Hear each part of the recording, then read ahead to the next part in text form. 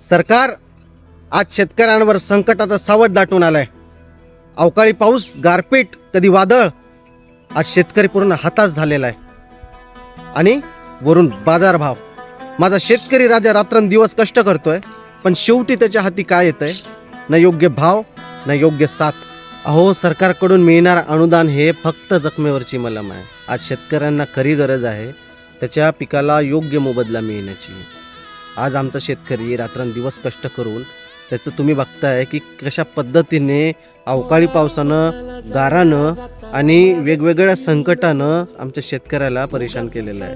आणि त्याच्यामध्ये आज जे आपल्या बाजारपेठेमध्ये त्याच्या पिकाला योग्य भाव मिळत नाही. व्यापारी वर्ग मात्र शेतकऱ्याचा घाम हा स्वस्तात घेतो आणि बाजारात महागात विकतो.